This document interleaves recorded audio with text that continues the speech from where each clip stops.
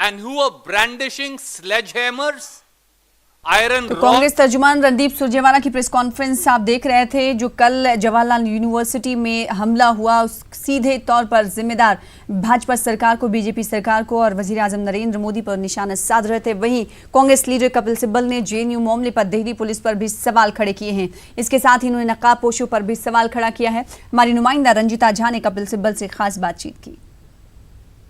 कांग्रेस के वरिष्ठ नेता और राज्यसभा सांसद कपिल सिब्बल हमारे साथ है बात करने के लिए। सिब्बल जी, जिस तरह से कल जेएनयू में हुआ, नकाबपोश लोग घुसे, उसमें वायलेंस हुआ, दर्जन भर से ज्यादा जो छात्र हैं, छात्र छात्राएं हैं, वो एम्स में एडमिट है, कईयों की हालत जो है वो गंभीर बनी हुई है। किस तरह से इस पूरे मामले को आप देखते हैं? ये तो साजिश है, साफ साजिश है, इसमें कोई दो राय नहीं है। कई सवाल उठते हैं जिनका जवाब देना पड़ेगा। पहली बात तो ये है कि जो नाकाब लोग, जो मास्क लोग थे, ये इनकी एंट्री आईआईटी में कैसे हुई, इसको कैसे जाने दिया? आपको मालूम है कि कोई भी आईआईटी में जाता है बिना अनुमति के वो जा नहीं सकता। और ये लोग तो मास्क लोग थे, इनके हाथ में डंडे थे, इनके हाथ में आयरन रॉड्स थी, ठीक है ना? तो कैसे जाने दिया और किसने अनुमति दी इनको अंदर जाने की? और जब अंदर गए तो वाइस चांसलर क्या कर रहे थे? वहाँ जब हिंसा का माहौल था और हिंसा हो रही थी, तब वाइस चांसलर क्या कर रहे थे? क्या वाइस चांसलर ने गृह मंत्री को फ़ोन नहीं किया? क्या उसने कमिश्नर ऑफ पुलिस को फ़ोन नहीं किया? उनकी मदद क्यों नहीं मांगी? कमिश्नर ऑफ पुलिस क्या कर रहा था? पुलिस तो बाहर खड़ी हुई थी, अंदर जा नहीं रही थी। तो इसका मतलब नहीं जा रही थी क्योंकि वाइस चांसलर ने अनुमति नहीं दी। तो कमिश्नर ऑफ पुलिस क्या कर रहा था? कमिश्नर ऑफ पुलिस क्या गृह मंत्री को उन्होंने फ़ोन किया? गृह मंत्री क्या कर रहे थे? तो सवाल उठता पहले ये है कि एंट्री कैसे हुई, दूसरा वाइस चांसलर का क्या रोल रहा, तीसरा कमिश्नर ऑफ पुलिस का क्या रोल था, चौथा गृह मंत्री का क्या रोल था। तो ये सब तो हमें लगता है कि इनका प्री प्लान्ड स्ट्रैटेजी थी कि इन लोगों को पीटो, मारो और हिंसा का माहौल बनाओ ताकि लोग डर जाएं।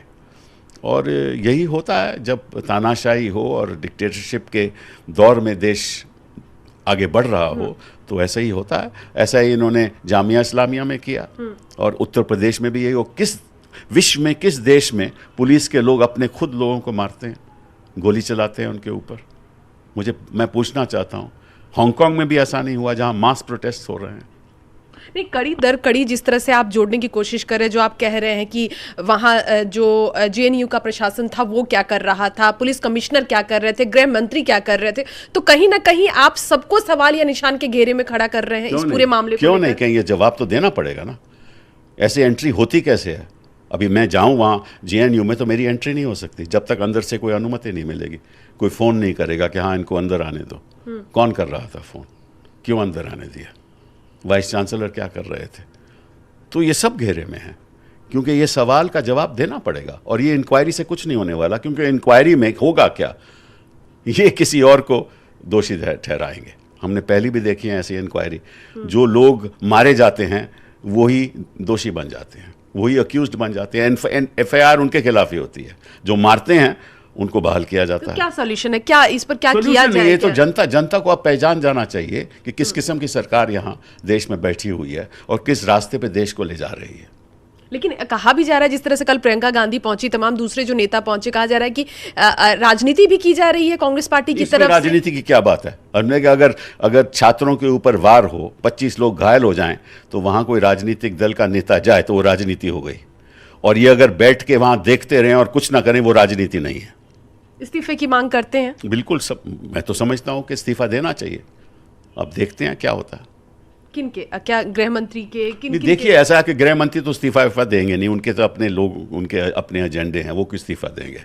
लेकिन फिर भी वाइस चांसलर को बर्खास्त करना चाहिए, मैं समझता हूँ। कमिश्नर ऑफ पुलिस को करना चाहिए।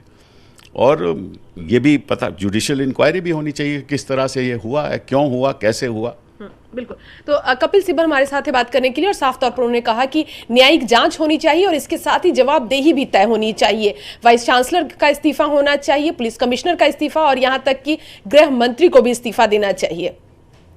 कैमरा पर्सन मुनमुन के साथ रंजीता झा, न्यूज़ 18 नेटवर्क। और इस बीच बड़ी